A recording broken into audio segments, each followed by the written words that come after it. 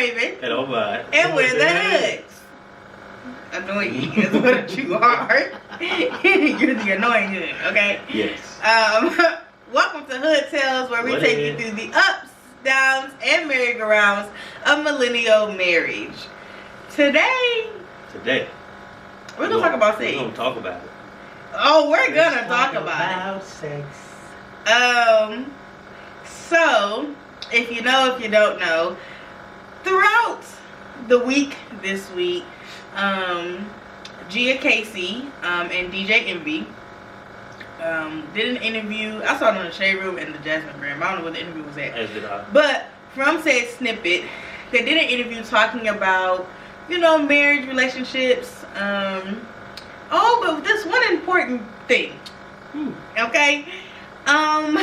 They talked about, I'm gonna say what she said. So, she essentially said that she wanted to reward her husband for the work that he's doing. Okay? So she was faking orgasms. Faking. For 10 years. 10 years, buddy. That's a bid in jail. 10 years. And then later on in the conversation, DJ Envy says that they got into an argument and she told him that she was not orgasming. And he was like, every time? And she was just like, yeah. And he said, okay, he said it crushed him because he thought he was doing a good job at satisfying his wife sexually. Okay, and I did go and like listen to the rest of the article. The rest of the interview. But that clip was a great depiction of the conversation, and they did give how they worked through it. Okay. Okay. So they did not say that they're still in that space. Okay. That's good. But nonetheless, okay.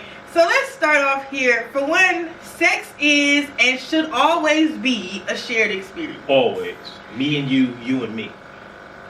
And literally, Ahmaad and I did a TikTok on TikTok, and it was one of those, like, what are you waiting for? And it was a something amazing, I guess, like little audio from The Incredibles, and and I'm assuming yeah, what he was. A guy.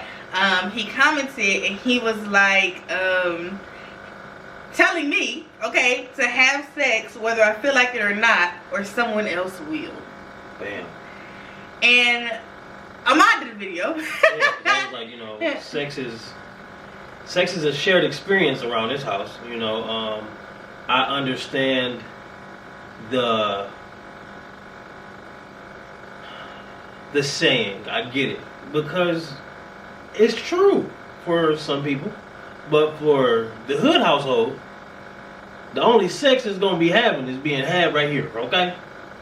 So it won't be no other partners, none of that. All right, it's just gonna be me and her. All right. So for us, sex is always going to be a shared experience. I don't like to have sex without it being shared. I've never have. It's not a thing. I've been there and done that in my life, and I don't like it because it's not. Been there prior to we both, yeah, for sure. We both need to be putting in some work around here. I ain't trying to be out here with a church fan sweating child at the end, and you sit over there like, well, what is that? Ain't what else to say after whip, yo. Ain't nothing to say after whip. Shout out to Deion Cole. Okay, yes, sex is and should be a shared experience. I want to go back to this orgasm thing because, okay, there is on Netflix right now a documentary limited series, whatever you want to call it, called The Principles of Pleasure. Yeah. And it is aimed at women, people with vaginas, and essentially focusing on the orgasm gap. Yes. Which, if you don't know, the orgasm gap is utterly ridiculous. And wild. Only 65% of women in heterosexual relationships orgasm. For a myriad of different reasons. Yes. One, because they don't know how to get their body there, or like what will, but also because patriarchy, and men are believed that sex is for their pleasure and their pleasure only. Like it's been just about getting that nut off. Not a proven fact, but something that has been ingrained in society since the beginning of time. Literally Bible days, since the beginning of time. As a man, and being around men 24/7, I can tell you a lot of men believe that sex is just about them getting their nut off. It's not about their partner being pleased or their partner's needs being met. It's only strictly about that. And that's trash. Yeah, it is. And I do my best to correct those men whenever the sex conversation, comes up. Because that's all men think about: money, sex, and sports. I mean, yeah, it's utterly ridiculous. That's a very crazy number. So now the question is orgasming a reward for your partner? Because per Gia, the only way to reward him for the work that he's putting in is to orgasm. So even if she wasn't necessarily feeling it, she would be performative. And I instantly got irritated. Like it really pissed me off. And I felt bad for her, and also like a myriad of women that were in the comments that felt just as like, girl, are you crazy, as I did, but also many that were like, been there, done that. And like I have never,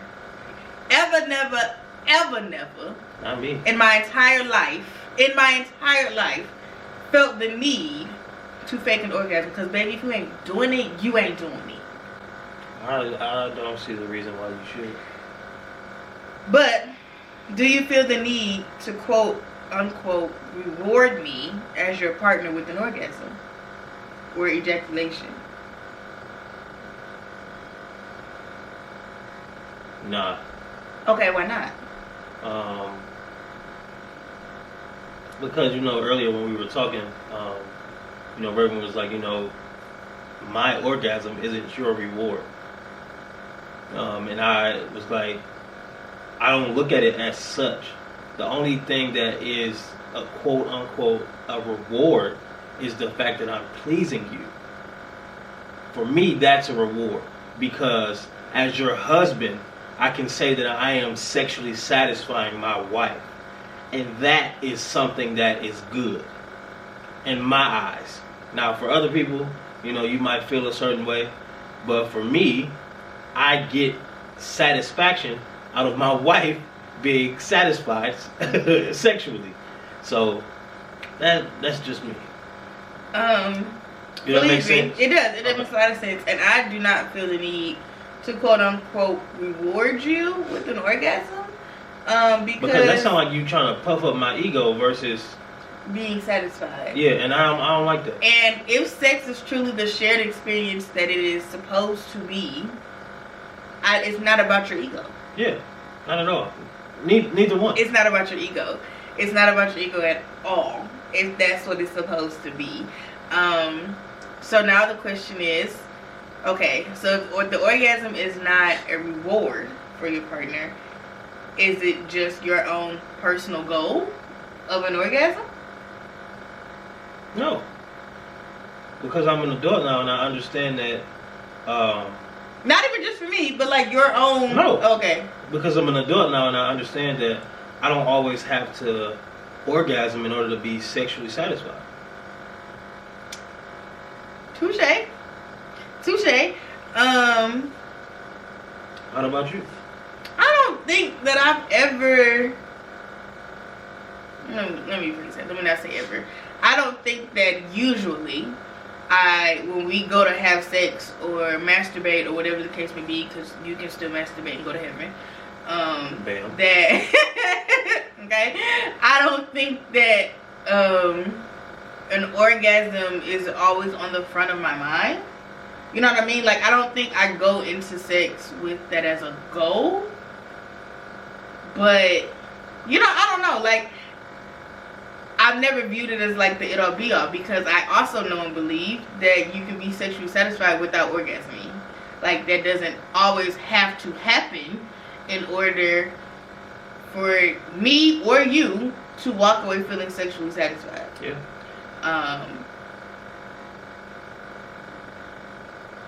How do you feel if I don't orgasm? Like, you're just A-okay? Like, you're just like...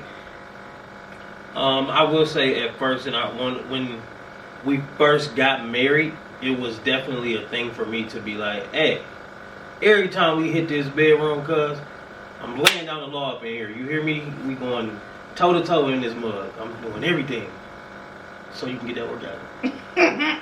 But after a while, I'm just like, man, this is a lot. Cause you ain't just cause you know your partner's body and you learn them. That don't mean that they orgasm in every time the same way. You know, all of these things matter. You know, all of these factors matter. But I had to learn, and really, it was more so. At that point, it was looking back at it. It was performative because I'm looking. You get what I'm saying? Because now I'm looking to make you orgasm every time, so that way you're pleased, and now my ego is being stroked. You get what I'm saying? Yeah, that's good. But when you grow some as a human being, you understand, like, if it's going to be a shared experience, like she said, ego shouldn't be anywhere in the equation. Because then, let's say we go in the room and she, we do what we do and she doesn't orgasm. Now you feel stupid. Because now you done put all that work in and didn't get no results. Now look at you. Well, how do you feel if you don't orgasm? Oh, wait, maybe I should answer the question first. How do I feel if you don't orgasm? I think at first it used to bother me that you didn't always ejaculate. But then after we talked about it, it was like, oh, you're afraid of getting me pregnant. And then that was also a what want to say, performative? For me? No, for me. Oh, I don't know. I don't know what you're trying to say. I want to say yes. That was also a performative thing as well. You feeling the need to ejaculate? To make sure that you did. Oh, like withholding your own. Yeah. Then it was when we first got married. Yeah. I didn't know that. Yeah. Huh. That's interesting. Yeah. Oh. Huh. That ain't the case no more. I know that, but that's still an interesting thought process around it to begin with. Yeah. But yeah, it used to bother me because I'd be like, boy, like. I know what this thing doing. God, what are we waiting for here? Yeah. And then once we talked about it, also, I'm gonna time out right here because do not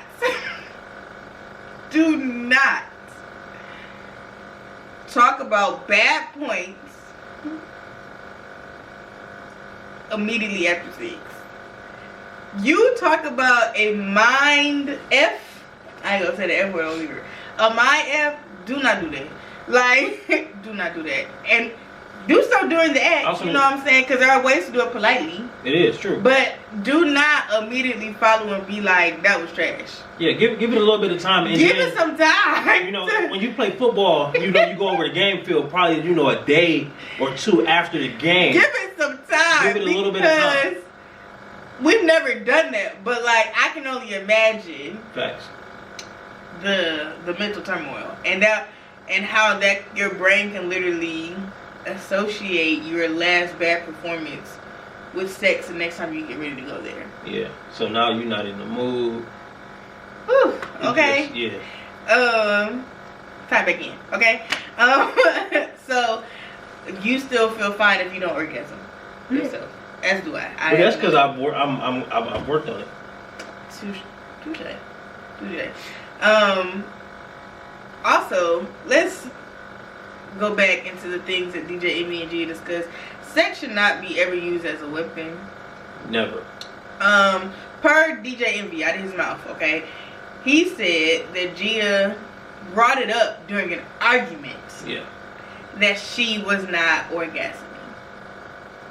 Which to me leads me to believe that she knew that her being performative and his lack of achieving that goal, or her not being sexually satisfied, was a low blow. Yeah. And was therefore going to be emasculating and was going to hurt him. Because why would you bring it up during an argument? Yeah. Instead of just saying, I'm holding all the cards. And you talk about something that'll hit you in your chest. No, I ain't got nothing else to say. Argument over. Hit you in your chest. And they didn't really talk on that part of it during the interview, but for sure. Yet and still, that stuck out to me like a sore thumb.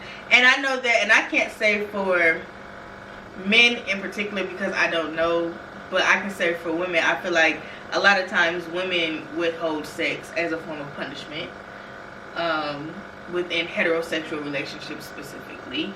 Men do it too. It ain't often, but it do. Well, see, I wouldn't know that. You know what I'm saying?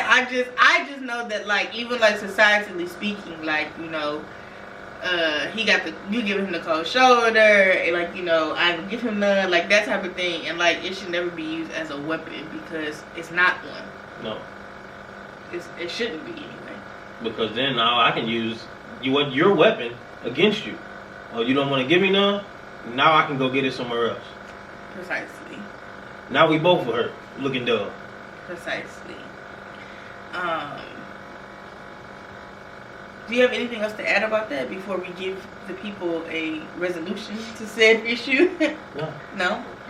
I always do my best to leave these episodes at, like, where we're talking about a problem and end it on a resolution, because I feel like it's easy to just discuss things that are wrong without giving giving ways to help, giving solutions, and hope.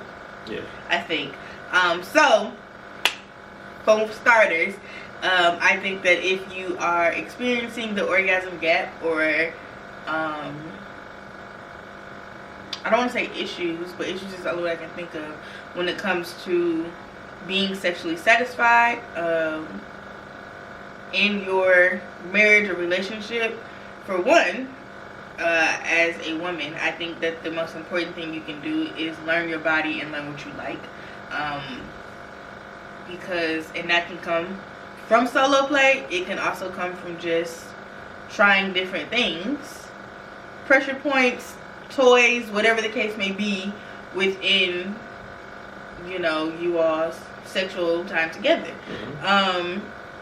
Emily Nagoski has an amazing book called Come As You Are, and she talked a lot about, you know, of course, like, societal history of, like, women being villainized for having vaginas, but also what she calls brakes and accelerators, which are, you know, different parts in life. Like, let's say a dirty house is therefore a brake, right?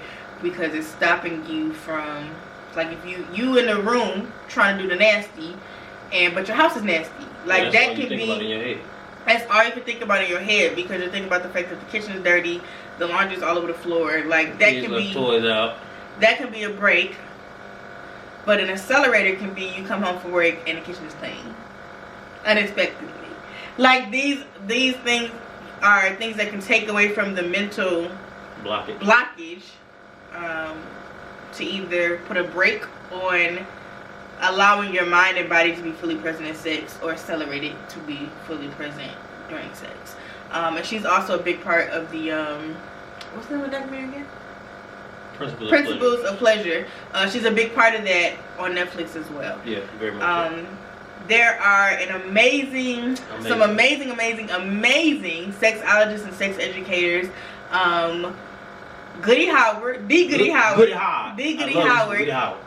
She is an amazing black woman in Houston, Texas, and has a very large social media following. She does classes for men and women. And them some good classes. For men and women. She has a rhinology class, okay? well, to access your meg needs, amen. As well as lip service, which is a class for men. Come on now. And because we can always improve. Well, and I can't remember what the women's oral class is called. I can't remember either. But she TikTok also has or something like that. Something like that. Maybe it's TikTok. But she also has a class for women and teaching on oral sex on the penis as well. Yes. Okay, and all of the things, all the tools. She has her own toy shop. Like, she is the queen. There is also a sexologist, Shamira, who I love as well. Love her so much. I believe she's in Atlanta, but she has a book called How to Use Your Mouth, which is a conversation starter for all things sex and other things as well. Yes. She also does, she's a therapist, so she does counseling as well. And she's just super dope. She has cards. Wonderful. She is amazing. So like, she is amazing. There is Froetic Sexology, who is another amazing sexologist and sex educator. She has a very large platform on Instagram, who I also know personally. Hey, Portia. Okay. The Sensible Sexpert is another great. And also, these are all black women. Let me be very clear. All black women. Okay, these are all black women that I have named thus far, including the Sensible Sexpert, who give amazing tools, tips. Like, you know, there are ways to help. Also in this Christian space, okay, yes. Because these, I believe all of them have a Christian background at least. Also, the biggest Christian one of them all is the Intimacy Firm. Yes. With Brittany Brodus. Yes. Brittany is literally a celibate woman who is a sex educator. And she teaches all the things. So if you are single, if you are married, if you want, you know, specific things when it comes down to Christianity and whatever you feel like, you know, maybe crossing a boundary in your own conviction. Amen. Okay? All of those, because, hey, people have those. Yeah, okay. Sure. So with that, you know, these are black women that are killing the game. Yes. And teaching us how to not be dull in the bedroom. Yes. Other resources are the Anatomy of Us podcast with Melanie and Seth Studley. They are white, so they're not black. So don't be coming back and saying use all black people. Okay, but Melanie and Seth have a lot of amazing sex educators on their podcast. A lot. They have whole months where like they just focus on different things in regards to sex, and they are also Christians, and they have amazing resources as well. The Principles of Pleasure documentary on Netflix, as well as Sex, Love, and Goop on Netflix. It's another little limited series show, and they go through a lot of different scenarios on that show. So be prepared for that if you choose to watch it. But it's also really, really good. And also the biggest one, talk. You do not have to suffer in silence for 1 week, 1 month, or 10 years sexually, no matter which partner you are. Okay, whether you have a vagina or a penis. Okay, because you can guide people to get you to the Holy Land. Amen? Amen. Okay? Lead the peoples. Come on now. Or person. However me. Okay? Because there's no need to suffer sexually. No. And I feel like as women, traditionally, like that's been a thing. And it does not have to be the case. No. It doesn't have to be the case. Do you have a hood highlight for today's episode? This was a lot. It was a lot.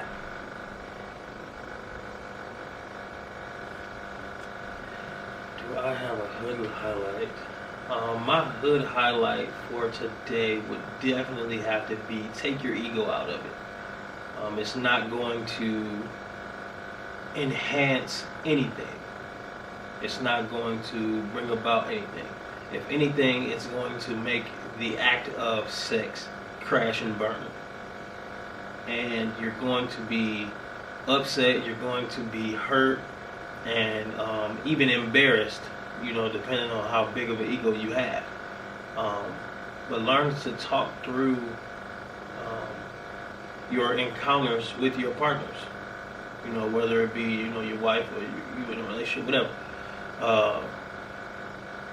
Be okay with asking them, hey, this that I did you like this? Is there something that I didn't do that you didn't like? You know, sex in the act is very vulnerable because you're giving your body to someone. So be vulnerable enough, even still after the fact, to ask the questions that will help you be in a space to really please your partner the way they're looking to be pleased, and not in the way in which you just please people. Well, how about you, babe? Hood highlight? My hood highlight for today would be that your sexual satisfaction is your responsibility. And that does not mean that your partner cannot aid in that satisfaction, because sex is a shared experience. But I think that the biggest thing with me, going back to the original starter of the conversation, is when Gia said that she felt the need to be performative and he was crushed at the thought that he was not pleasing his wife sexually, is that he had the desire to. So you choosing to not really reward him, as the term that you use, to not have that shared experience, is on you. And I know that can be a difficult place to start. Very much so. It could be a difficult place to start. However, when you have been with someone sexually long enough, there's a certain level of vulnerability, I believe, that comes with that, where conversation can come a little easier, as well as taking into accountability that it is yours to handle. Yeah. Like, you know, on hotels, you know, she's like, we always tell them that the pussy is theirs, but in reality, it's ours. And it is. And it is ours, and it is our responsibility to make sure that sis is satisfied. And aiding and guiding our partner to their satisfaction, if need be. Vice versa. Because men don't talk about having trash sex either. So, but they sure don't, but listen. But, yeah. It's up to you. On both sides. It's on you. I'm not on both sides. It is your sexual satisfaction is yours to make sure that it happens, and you have to use your mouth to make sure, discussion wise, to make sure that your needs are being met. Yeah. That's what I got. That's all I got. Y'all, there's only one more episode left. One more. Of this season. And then we're on a 10-week break. 10 weeks. That's crazy. Season 2. Thank you for listening and watching. If you're watching on YouTube, if you're listening anywhere where podcasts are found, make sure you share with your peoples. Let them know. Let them know that the hoods are here on Hood Tales. And they're giving the tales. Okay, giving the tales. Truly.